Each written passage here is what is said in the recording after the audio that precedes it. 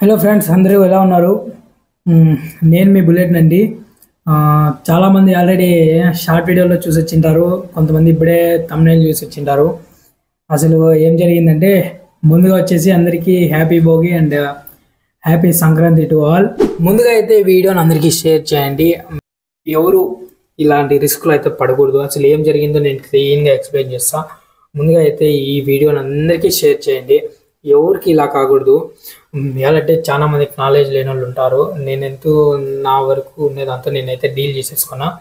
దానికనేసి దీన్ని మీ ఇంట్లో వాళ్ళకే షేర్ చేయండి. మీ ఇంట్లో వాళ్ళకే వెళ్ళిపోతుంది. మీ అమ్మకో, మీ నాన్నకో, మీ తమ్మునికో, మీ బాబాయ్కో, మీ పిన్నికో, లేదు మీ అవ్వ కూడా ఫోన్ వాడుతుంటే మీ అవ్వకు కూడా షేర్ చేసుకోండి.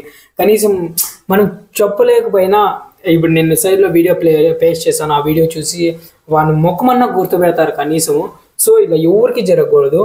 ముందుగా ఈ వీడియోని అయితే షేర్ చేసేయండి. ఇప్పుడు దాని తర్వాత మనము వీడియోలోకి వెళ్ళిపోదాం. ఇప్పుడు నాకైతే ఆల్రెడీ భోగి అయిపోయింది.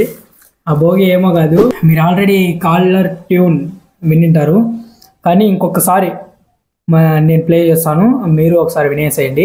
జాగ్రత్తగా ఉండండి.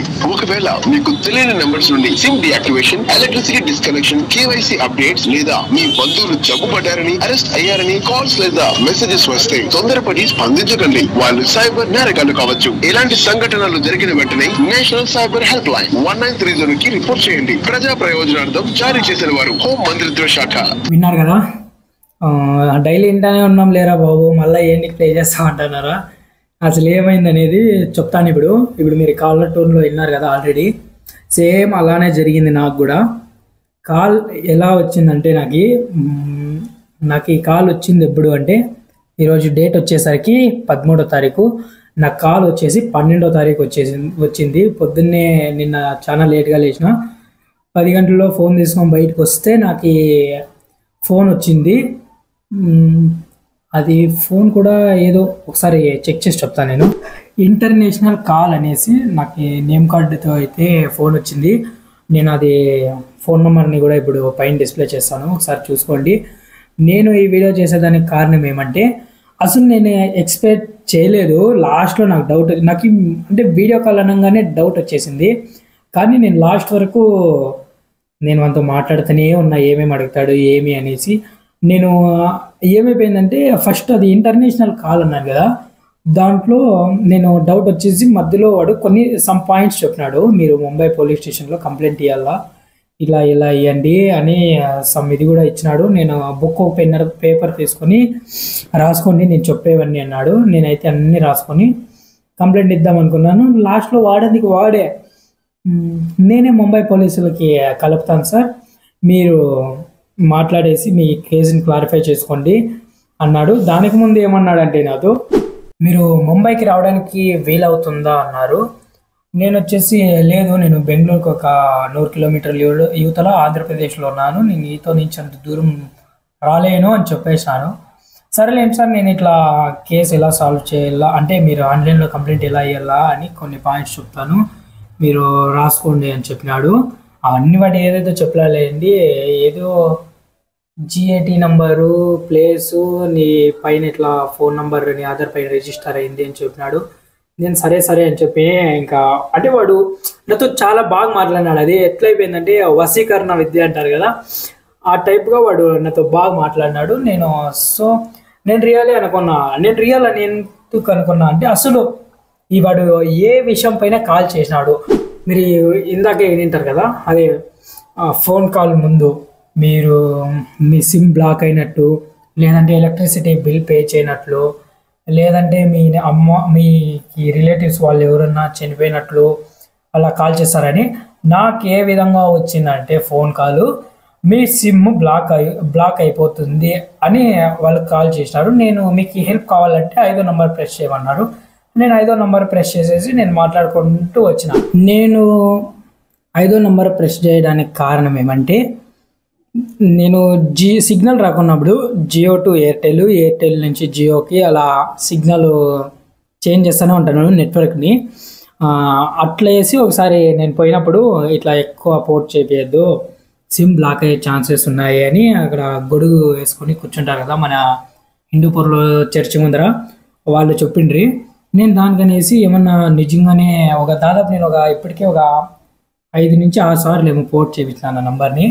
దానికని నేను నిజంగానే బ్లాక్ అవుతుందేమో, చాలా డేటా ఉంది అంటే, డేటా అంటే ఫోన్ నంబర్లు, అలాగే చాలా సంవత్సరాల నుంచి నేను నంబర్ వాడుతున్నాను కదా, ఏమన్నా డేటా వెళ్ళిపోవచ్చు. లేదంటే మనం నంబర్ పెట్టేసి ఇన్స్టాగ్రామ్ కావచ్చు, ఫేస్బుక్ కావచ్చు, యూట్యూబ్ కావచ్చు, నా మెయిల్ ఐడీలు కావచ్చు, అన్నీ రిటర్న్ తెచ్చుకోవచ్చు మనము ఫర్గాట్ పాస్వర్డ్ కొట్టినామంటే. సో అట్లయితుందనే ఒక ఉద్దేశంతో నేను వాడు చెప్పిన విధంగా నేనైతే చేసినాను. ఇప్పుడైతే నేను మాట్లాడేటప్పుడు స్క్రీన్ రికార్డ్ కూడా చేసుకున్నాను. వన్ ఫోటో కూడా మీకు డిస్ప్లే చేస్తాను. నేను ఈ వీడియో చేసేదానికి కారణం ఏమంటే, వాడు మొత్తం నాతో ఇంగ్లీష్లో మాట్లాడినాడు. నాకు ఏదో వచ్చే 50-50 ఇంగ్లీష్తో నేను మేనేజ్ చేసుకుంటూ నేను వాటితో మాట్లాడుకొని వచ్చిన. వీడు చాలామంది ఇంగ్లీష్ మాట్లాడరాను వాళ్ళు ఉంటారు, నాకు కూడా రాదనుకోండి, ఏదో వచ్చిన విధంగా వాటితో మేనేజ్ చేసుకుంటూ వచ్చినాను. అసలుకి ఉరువే రానోళ్ళు ఉంటారు, వాళ్ళ కోసం ఈ వీడియో ఉపయోగపడుతుంది అనేసి నేనైతే ఈ వీడియో చేస్తున్నాను. ఆ వీడియోని అయితే ఇప్పుడు నేను దాదాపు 30 నిమిషాలు వచ్చింది. నేను స్క్రీన్ రికార్డింగ్ ఆన్ చేసుకుంటే అది వాయిస్ రికార్డ్ కాలేదు. సో నేను వీడియోనే డిస్ప్లే చేస్తాను, నేను ఏమేమి చేసినానో మీరు ఒకసారి చూడండి. ఇప్పుడు నేను వీడియో రికార్డ్ చేస్తున్నాను కదా, నేను కొన్ని చెప్పుకోవచ్చు ఆ వీడియోలో జరిగిండేవి. మ్యాక్సిమం నేను ఒక 90%, 100% వరకు కవర్ చేసేదానికి అయితే నేను ట్రై చేస్తున్నాను, ఏమేమి చెప్తున్నాను ఏం కథ అనేసి. నేనైతే వీడియోని సైడ్లో పెడతాను, 30 మినిట్స్ వీడియోని. అట్లనే వీడియో కూడా 30 మినిట్స్ అలా ఉండదు. నేను చెప్పేది అంతా అంటే నేను చెప్పేది ఎంతవరకు ఉంటుందో అంతవరకు నేను వీడియో పెట్టేసి స్పీడ్ మోషన్లో మీరు ఒకసారి అయితే ఆ వీడియో చూసుకుంటా ఆడేమేమి జరిగింది అనేసి అయితే నేను చెప్తాను. ఇప్పుడు వినేసేయండి. ఇప్పుడు ఈ స్పామ్ ఎలా స్టార్ట్ అయ్యింది, నా దగ్గరికి ఎలా వచ్చింది అనేది నేను చెప్తాను. నా దగ్గరికి ఎట్లా స్టార్ట్ అయ్యి నేను లాస్ట్లో దాన్ని ఏం చేసినాను అనేసి మీరు ఆ సైడ్లో వీడియో వస్తూ ఉంటుంది, ఆ వీడియోని చూసుకుంటే నేను జరిగిందేవన్నీ చెప్తాను. వినేసేయండి ఒకసారి. ఎలా స్టార్ట్ అయ్యిందంటే, ఇంటి బయట ఏదో పని చేపిస్తున్నారు మా నాయన వాళ్ళు, ఏదో బాత్రూమ్ వర్క్ ఉంటే నేను అట్లా లేచి బయటకు వచ్చి చూస్తున్నాను. నా ఇక్కడ ఇట్లా అవుతుంది, అట్లా అవుతుంది అని చెప్పుకుంటూ ఉన్నాను వాళ్ళకి. అప్పుడే నాకు ఫోన్ వచ్చింది.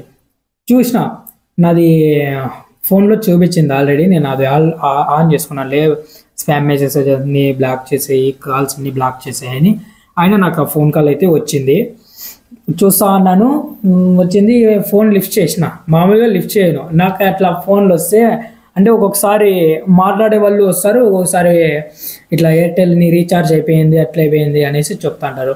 సో నేను ఏమో చూద్దాము, ఒకవేళ మాటలు రాకుండా కట్ చేద్దామని చెప్పేసి నేను ఫోన్ లిఫ్ట్ చేసినాను, మాట్లాడినాను. మామూలు వస్తుంది కదా ఇప్పుడు మీకు స్పామ్ మెసేజెస్ ఇట్లా మనము ఫోన్ చేసినప్పుడు కొత్తగా మనకి పంపిస్తున్నారు కదా గవర్నమెంట్ వాళ్ళు, అదే టైపే నాతో జస్ట్ మాట్లాడి, మీరు దీని గురించి మీకు హెల్ప్ కావాలంటే 5వ నెంబర్ ప్రెస్ చేయండి అని చెప్పినారు. దాన్ని 5వ నెంబర్ ప్రెస్ చేసే ముందు ఏం అడిగినారంటే నాతో, మీ సిమ్ బ్లాక్ చేయబడుతుంది ఇంకొక 1 డే ఆర్ 2 డేస్ అని అయితే చెప్పింది. అది దీని గురించి మీకు ఇంకా ఎక్కువ డీటెయిల్స్ మీకు హెల్ప్ కావాలంటే 5వ నెంబర్ని ప్రెస్ చేయండి అనింది. అప్పుడు నేను ప్రెస్ చేసేదానికి కారణం ఏమో ఇప్పుడు నేను చెప్పినాను. అదే నేను ఎక్కువ పోర్ట్ చేపిస్తాను, దాని నుంచి రిస్క్ అవుతుంది అనేసి అయితే నేను చేసినాను. హెల్ప్ లైన్ క్లిక్ చేయగానే వాళ్ళు TRAI వాళ్ళంట నోటిఫికేషన్ యూనిట్ అని నాకైతే చెప్తున్నారు. కాల్లో అంతా బుక్లో రాసుకోమన్నారు. నేను ఏదో కష్యూగా కొంచెం గజిబిజిగా రాసేసుకున్నాను. అది ఇక్కడ పేపర్ డిస్ప్లేలో అయితే పెట్టుకొని చెప్తాను. TRAI అని అయితే చెప్పినారు వాళ్ళు. మేము ఇలాగే ఇట్లా చాలా కాల్స్ అయితే వస్తుంటాయి మాకు, ఇట్లా మేము కేసెస్ అన్ని సాల్వ్ చేస్తుంటాము అని చెప్పినారు. నేను ఇంకా అది కొంచెం నిజమే అనుకొని నేను అంటే ఒక వశీకరణ విద్య మాదిరి వాళ్ళు మాట్లాడి నన్ను అయితే టెంప్ట్ చేసుకున్నారు. కానీ నేను టెంప్ట్ అయినట్టే అయ్యి లాస్ట్లో అయితే వాళ్ళు పెట్టేసినాను. దానికి TRAI ఫుల్ ఫామ్ ఏం చెప్పినారంటే వాళ్ళు telecom regulatory authority of India అని అయితే చెప్పినారు వాళ్ళు. మీకు ఒకవేళ కాల్ వస్తే గుర్తుపెట్టుకోండి, TRAI telecom regulatory authority of India అని అయితే చెప్తున్నారు వాళ్ళు. అలాగే వాళ్ళు జీమెయిల్ ఐడి కూడా ఇచ్చినారు, ఒకసారి చెప్తానండి. DECA@try.government.in అనేది జీమెయిల్ ఐడి చెప్పి మీ కేస్ ఓకే చేయగానే మీకు అయితే మెయిల్ వస్తుంది. ఆ ఫోటోని మాకు ఈ మెయిల్కి అయితే సెండ్ చేయమని చెప్పినారు. నేను ఓకే అన్నాను. నీ ఆధార్ నంబర్ పైన ఈ నంబర్ రిజిస్టర్ అయింది అనే నంబర్ చెప్పినారు. ఆ నంబర్ వచ్చేసి 6768532494 అంట. లేదు, నేను నా ఆధార్ పైన అసలు ఇలాంటి నంబరే స్టార్ట్ కాలేదు, నాది 2 నంబర్లు ఉన్నాయి, లేదనుకున్నా 87 అనే నంబర్ ఒకటి ఉంది అని చెప్పిన. నేను ఇంకొక నంబర్ చెప్పలే, నాకు ఈ డౌట్ వచ్చేసింది అప్పటికే. నేను ఇంకో నంబర్ చెప్పలే, 87 అనే నంబర్తో స్టార్ట్ ఉంది, కానీ నాకుండే నంబర్లే అవి. మా ఇంట్లో నంబర్లు కూడా నాది 6 డిజిట్తో అయితే స్టార్ట్ కాలేదు అని చెప్పేసిన. సరే అన్నారు.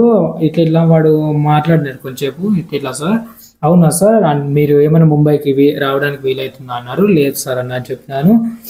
ఓకే సార్, నేను మీ కేసుని సాల్వ్ చేస్తాను, మీ ఇంట్లో ఒక బుక్ పేపర్ తీసుకుని మీరు ఏదన్నా సైలెంట్ రూమ్లోకి వెళ్ళండి అన్నాడు. నేను తీసుకునేసి అయితే పోయినాను. వాడు ఏమేం చెప్పాడంటే, సబ్జెక్ట్ అని రాసుకోండి, Aadhaar misused complaint, notification unit, అది మా కంపెనీ నెంబరు, మా company name telecom regulatory authority of India అని రాసుకోండి. ఇంక నెక్స్ట్ మీ ఫోన్ నెంబర్ రాసుకోండి, అది జియో సిమ్ అని నా ఫోన్ నెంబర్ అయితే చెప్పినాడు. ఇంక నెక్స్ట్ వచ్చేసి ఏరియా ఏ లొకేషన్లో అయితే ఇదైంది అని చెప్పేసి నాకు Ganesh colony Azad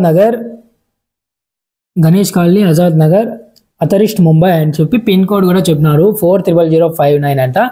and next అది ఏ తారీఖున రిజిస్టర్ అయింది అని చెప్పినాడు, December 10th, 2024 అని అయితే వాళ్ళు డేట్ కూడా చెప్పినారు. కరెక్ట్ 1 month అయింది, ఒక్క రోజు ఎక్కువ అంతే. ఈరోజు 13వ తారీఖు, నిన్న 12వ తారీఖు, 2 రోజులు ఎక్కువ వాళ్ళు కాల్ చేసినారు నాకు. ఇది కరెక్ట్ 1 month గ్యాప్లో. మళ్ళీ జీడీ నంబర్ అంట. ఆ జీడీ నంబర్ వచ్చి నాకు విన్న ఫైల్ చేసిండే కేసు నంబర్ అంట. ఆ నంబర్ వచ్చేసి MH184/1224 అని చెప్పి ఇంకా లాస్ట్లో violence sending offensive messages, false advertisement and arriving and text and arriving messages అనేసి అయితే లాస్ట్లో చెప్పినాడు. అంతా అయిపోయింది. ఇంకా సరే సార్ అన్నాడు. ఇంకా కేసు అన్నా కానీ ఇంకెవరికైనా భయమే. ఇంకా దాంట్లో వాడు ఏం చెప్పినాడంటే, నాతో నీ పైన చాలా కేసులు సమ్ లొకేషన్స్లో అయితే ఇది రిజిస్టర్ అయినాయి, వీటిలో ముంబైకి నువ్వు వీలు అయ్యలేదు అన్నావు కదా అన్నాడు. నేను వానికి కొంచెంసేపు తలగే బాగా తలగే బాగా తినేసినాను. సో వాడు వచ్చేసి ఎట్లా నేను నా కేసు ఎట్లా ఫైల్ చేయాలో తెలియదు, ఏం చేయాలా, ఎట్లా మీరే సజెషన్ ఇవ్వండి అంటే, వాడు లాస్ట్కి ఇట్లా సార్ అని అంతా బుక్లో రాపించుకున్నాడు. సరే సార్ అనేసి, సరే సార్ నేను మీకు ఇప్పుడు పోలీస్ స్టేషన్ ముంబై పోలీస్ వాళ్ళకి అయితే కాంటాక్ట్ చేపిస్తాను, మాట్లాడండి సార్, మీరు సైలెంట్గా ఉండండి అన్నారు. సరే సార్ అని చెప్పి నేను ఎత్తుకున్నాను. వాడు హోల్డ్లో పెట్టేసి, వాడే నాకు వాయిస్ కూడా సేమ్ వినిపించింది, జస్ట్ ఏదో కొంచెం బేస్ వాయిస్తో మాట్లాడినాడు. నాకు ఆల్రెడీ డౌట్ వాడు సెకండ్ పోలీస్ అని మాట్లాడంగానే నాకు డౌట్ వచ్చేసింది. జస్ట్ 2 సెకండ్ హోల్డ్లో పెట్టినాడు. ఇంక మామూలు మీరు చూసింటారు కదా పోలీసు వాళ్ళ దగ్గర, వాళ్ళకి అది వైఫై కాలింగ్కి సంబంధించి ఒక చిన్నది ఇది ఉంటుంది, ఫోన్ టైపు, మామూలు అందరికీ పోలీసు వాళ్ళందరికీ ఉంటుంది. అట్లా దాంట్లో వాయిస్ వేసి హలో ముంబై పోలీస్ స్టేషన్ అని పెట్టేసి నెక్స్ట్ వీడు మాట్లాడినాడు. ఏం మాట్లాడినాడు, హలో అన్నాను. హలో అంటే హలో చెప్పండి అని అంత మొత్తం ఇంగ్లీష్లో, నేను తెలుగులో చెప్తాను మీకు. హలో చెప్పండి అన్నారు. సార్ ఇట్లా నా పేరు లక్ష్మీ చంద్రకాంత్, నేను ఇట్లా అనంతపూర్లో ఉంటాను, నాకు ఇట్లా పొద్దున్నే మార్నింగ్ లేవగానే ఇట్లా కాల్స్ వచ్చినాయి, మీ సిమ్ బ్లాక్ అవుతుంది అని. నేను సో దానికనేసి నేను ఇట్లా హెల్ప్ లైన్ వాళ్ళకి రిక్వెస్ట్ చేసి ఇట్లంతా నాకు చెప్పి మీకు కంప్లైంట్ ఇమ్మని వాళ్ళే నాకు సజెస్ట్ చేసి కంప్లైంట్ ఇమ్మన్నారు. నేను కంప్లైంట్ చేస్తున్నాను సార్ అంటే, ఓకే మీరు పేరు చెప్పండి అని ఇంకొకసారి అడిగినాడు. నా పేరు లక్ష్మీ చంద్రకాంత్ సార్ అన్నాను. మీరు ఎక్కడ ఉండేది అన్నాడు. నేను ఆంధ్రప్రదేశ్ అనంతపూర్లో సార్ ఉండేది అన్నాను. ఓకే సార్, ఓకే అని చెప్పి ఇంక నెక్స్ట్ నువ్వు నీ ఏజ్ ఎంత అన్నాడు. నేను చెప్పినాను. ఇంక దాని తర్వాత నువ్వు ఏం చదువుతున్నావు అన్నాడు. నేను డిప్లొమా కంప్లీట్ అయిపోయింది, ప్రెసెంట్ అయితే ఇంట్లో ఉన్నాను అని చెప్పాను. ఇంక దాని తర్వాత నీ ఆధార్ నెంబర్ చెప్పన్నాడు. నాకు ఆధార్ నెంబర్ కూడా బయటికి చెప్పాలా అని ఎవరు చెప్పలే. నేను కూడా అసలు అంటే నాకు ఎప్పుడు ఇది జరగలే. ఆధార్ నెంబర్ కూడా బయటికి చెప్పాలని, నాకు చెప్పకూడదు అని అయితే నాకు తెలీదు. నేను ఆధార్ నెంబర్ కదా, ఏమన్నా ఒకవేళ ఏమన్నా చేయాలన్నా వాళ్ళు నేను నా నంబర్ని వెరిఫై చేయాలా, యాక్సెప్ట్ చేయాలా, నేనేమైనా మెసేజ్ వస్తే నాదే ఇది అని యాక్సెప్ట్ చేయాలా, లేదంటే బయోమెట్రిక్ వేయాలా, లేదంటే ఫేస్ రికగ్నైజేషన్ చేసుకోవాలా. సో నేనైతే ఏం కాదు అనేసి వాళ్ళు అడిగితేనే నేను ఆధార్ నెంబర్ చెప్పేసిన ఆధార్ నెంబర్ నేను మీ డీటెయిల్స్ అన్నీ నువ్వు నిజమో కాదో, రియల్ ఆర్ ఫేక్ అని నేను కన్ఫర్మ్ చేసుకోవాలా, నీ పైన కేసులు ఏమైనా బుక్ ఏంటి నేను చూడాలా అని చెప్పి నాతో అయితే నా డీటెయిల్స్ అయితే ఇప్పించుకోవాలని నేను చెప్పేసిన, ఆధార్ నెంబర్ చెప్పిన. నాకు అప్పటికే డౌట్ రావాల్సిందే. నేను అంతా చెప్పిన తర్వాత నాకు గుర్తొస్తుంది, వాడిని ఆధార్ నెంబర్ పై నీ నెంబర్ రిజిస్టర్ అయింది అన్నాడు. అలాంటప్పుడు నా ఆధార్ నెంబర్ కూడా వాని దగ్గర ఉంటుంది అనే డౌట్ నాకు రాలే. నాకు ఇప్పుడనే కాదు, ఎప్పుడూ అంతే. అంతా అయిపోయిన తర్వాత గుర్తొస్తుంది, అరే వాడు అడిగింది అది మళ్ళీ నన్నే అడుగుతున్నాడు కదా అనిపిస్తుంది. కానీ అడిగేసినాడు, నేను చెప్పేసినాను, అయిపోయింది. ఇంక నెక్స్ట్ దాని తర్వాత నువ్వు ఫోన్ వాడతావా అన్నాడు. సార్ వాడతాను అన్నాడు. ఫోన్ వాడతావా, నీ నెంబర్కి వాట్సాప్ ఉందా అన్నాడు. ఉంది సార్ అంటే నేను నీకు స్టెప్ బై స్టెప్ చెప్తాను ఏమైంది.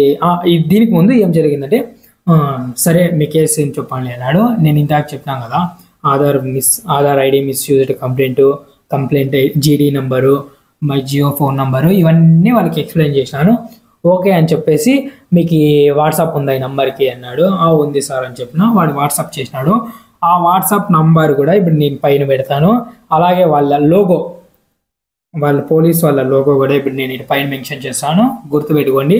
ఒకవేళ ఈ నంబర్ని కాకపోయినా వాడు లోగో మాత్రం అలానే పెట్టుకొని వస్తాడు. ఆ లోగో గుర్తుంచుకోండి, లోగో అండ్ ఫోన్ నంబరు. నాకు ఫస్ట్ ఇంటర్నేషనల్ కాల్ అని వచ్చింది, ఫోన్ నంబరు కూడా పెడతాను.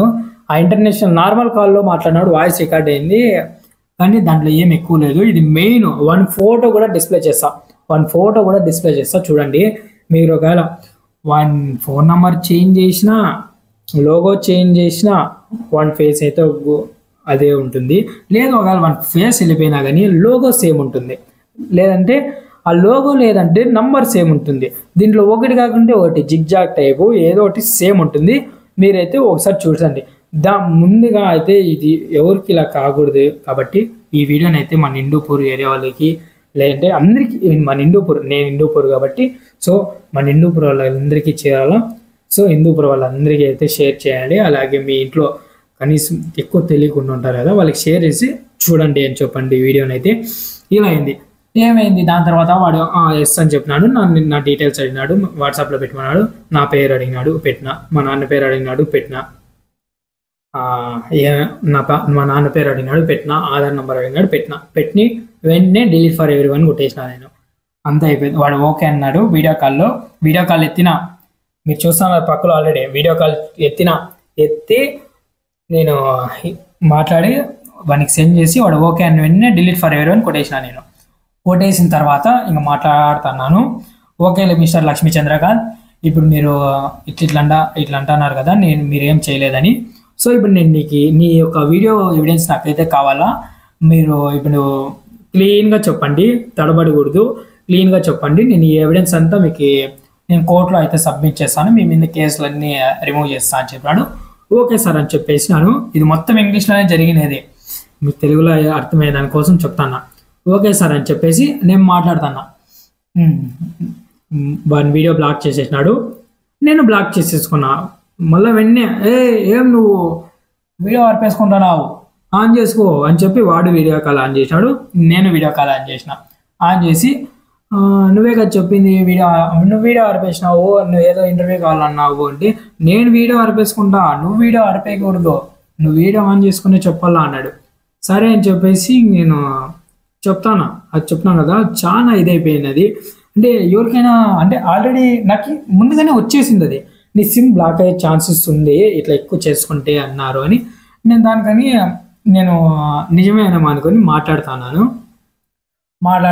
చెప్పిన ఇప్పుడు సేమ్ అది నేను బుక్లో రాసుకున్నాను అన్నాను కదా, ఆ బుక్ ముందు పెట్టుకేంటి అవి చూసి మొత్తం చెప్పేసినాను. ఇంక లాస్ట్లో వాడు అడుగుతున్నాడు, మళ్ళీ అడిగినాడు వాడు, నీ పేరేమి? లక్ష్మీ చంద్రకాంత్. నువ్వు ఎక్కడుండేది? ఆంధ్రప్రదేశ్. నువ్వు ముంబైకి ఇట్లా కేసులు రిజిస్టర్ అయినాయి అని చెప్పి వాడు మళ్ళా ఇప్పుడు అస్సలైండేది గేమ్ స్టార్ట్. ఏం చేశాడంటే వాడు వీడియో స్టాప్ చేసి నా డీటెయిల్స్ అన్నీ అడిగినాడు కదా, నీ పేరేమి అని, నీ పేరేమి లక్ష్మీ చంద్రకాంత్ వాళ్ళంతా చెప్పిన తర్వాత మళ్ళీ నా ఆధార్ నెంబర్ అడిగినాడు. నేను చెప్పేసినాను. ఆవిడ ఏం చేసినా అంటే వాకీ టాకీలో వాయిస్ పెట్టినాడు, 1902 ఐఎమ్ స్పీకింగ్, ఆధార్ నంబర్ 57 అట్లా ఆ నెంబర్ నా ఆధార్ నెంబర్ చెప్పి వెరిఫై చేయమన్నాడు. నా పైన కేసులు ఏమన్నా ఉన్నాయేమో చూడు అన్నాడు. చూసి చెప్తాను సార్ అని చెప్పి వాడు ఫోన్ కట్ చేసినాడు. కరెక్ట్గా 5 minutes కూడా కాదు, జస్ట్ 1 minute గ్యాప్లోనే, 1 minute కూడా ఉండదు అనుకుంటా, జస్ట్ 30 seconds గ్యాప్లోనే వాడు వెన్నే 1902 speaking sir, there was a lot of cases on this Aadhaar ID and this number అని చెప్పినాడు. ఇక అంతే వాడు చెప్పింది ఆ 2 పాయింట్లే. ఓకే అని చెప్పి కట్ చేసి మళ్ళీ నా కొడుకు నన్ను వేసుకున్నాడు. నువ్వు అబద్ధాలు చెప్పేవాడా, నీ పైన ఏం రా ఎన్ని కేసులు ఉన్నాయి, ముంబైలో ఒకటి ఉంది, మహారాష్ట్రలో ఒకటి ఉంది, పూణేలో ఒకటి ఉంది, గుజరాత్లో ఒకటి ఉంది, ఇన్ని చోట్ల నుంచి కేసులు ఉన్నాయి, నువ్వు బ్యాంక్ లాబరీ చేసినావంట కదా అని చెప్పి ఇగో ఇక్కడ నా కింద ఎవరో 2 ఉన్నారంట. వాళ్ళ పేర్లు కూడా చెప్పినాడు వాడు. వాళ్ళ పేర్లు వచ్చేసి సురేష్, అరవింద అని చెప్పినాడు వాడు.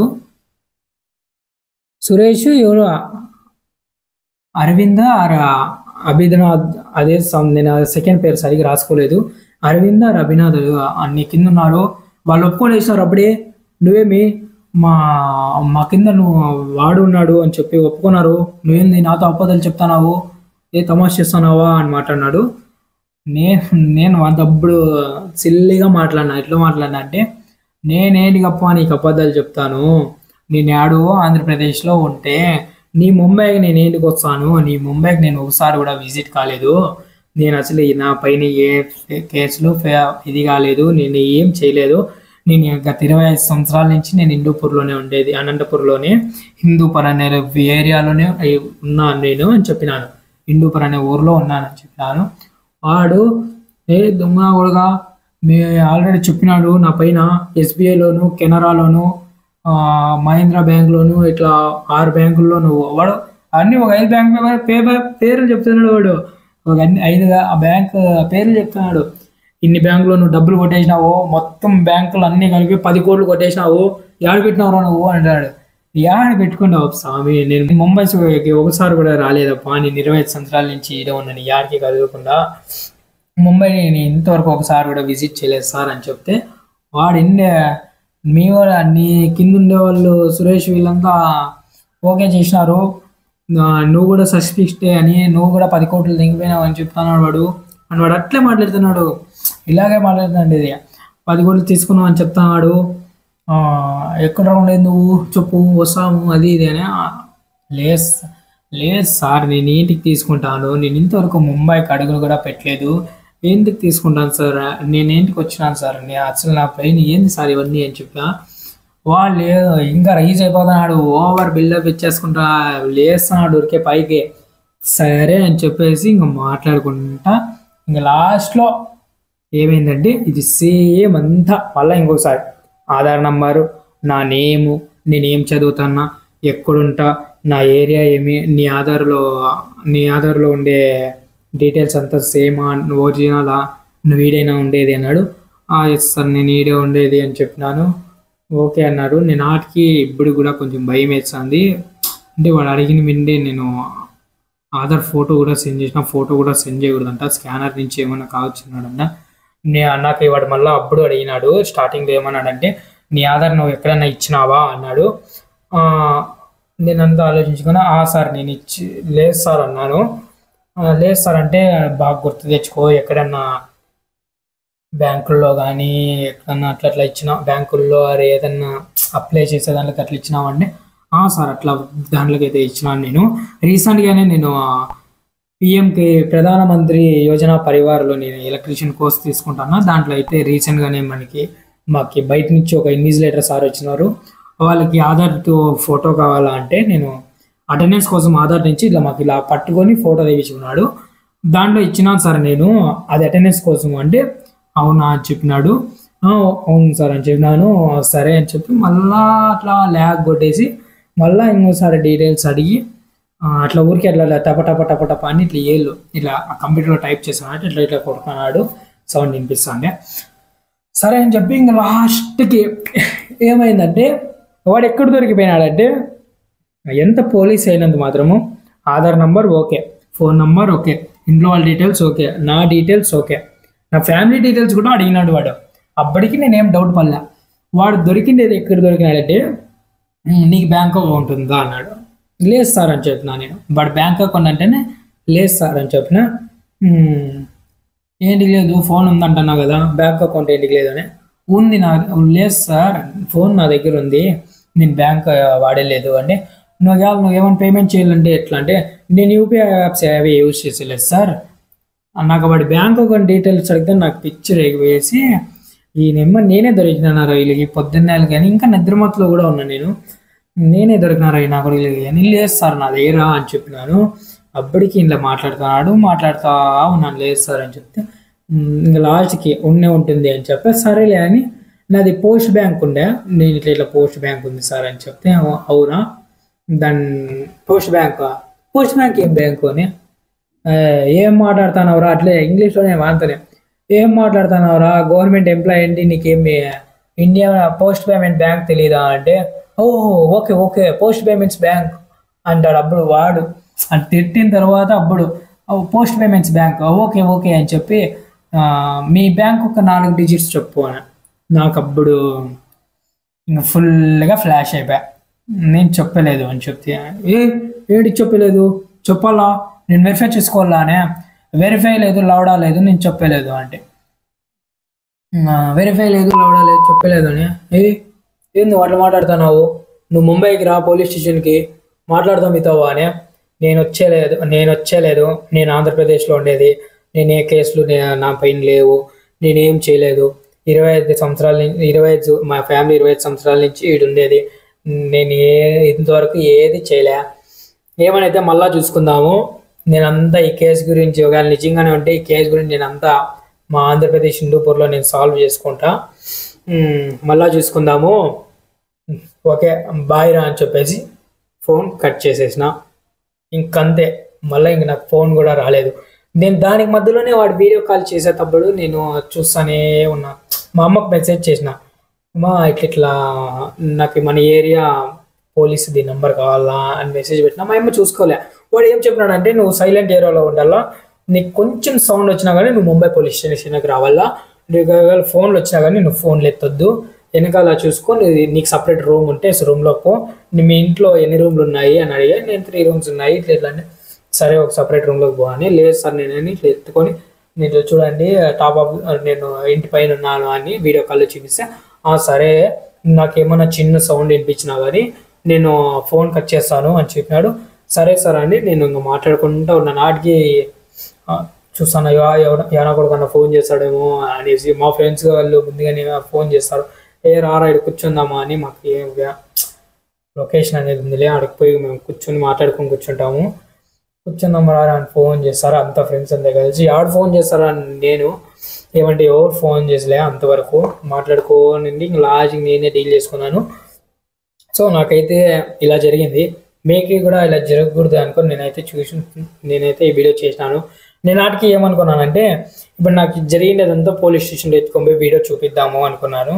చూపించేదానికి కారణం ఏమంటే, ఇప్పుడు నేను మీకు చెప్పినాను కదా, ఇప్పుడు పైన డిస్ప్లే చేసిండే లోగో, ఇందుకు ముందు చూసిండే లోగో, ఇప్పుడు ఇంకా సరే వేసాను చూడండి, ఇప్పుడు లోగో, ఫోన్ నంబరు, ఇవన్నీ వాళ్ళకి ఇస్తే ఒక పాంప్లెట్ అంటే మళ్ళా కొన్ని మన హిందూపూర్లో రీచ్ అయ్యే అకౌంట్స్ ఉన్నాయి, దాంట్లో స్టోరీలు వేసుకుంటారు, కనీసం స్టోరీలు వేస్తారు, ఇట్లా ఫలానా అకౌంట్ నుంచి వచ్చినాయి, మన హిందూపూర్లో కూడా ఒక కేసు వచ్చింది సైబర్ క్రైమ్ వాళ్ళది అనేసి వాడి ఫోటో, వాడి లోగో, వాడి ఫోన్ నంబర్ డిస్ప్లే చేస్తాడు అని నేను అనుకున్నాను.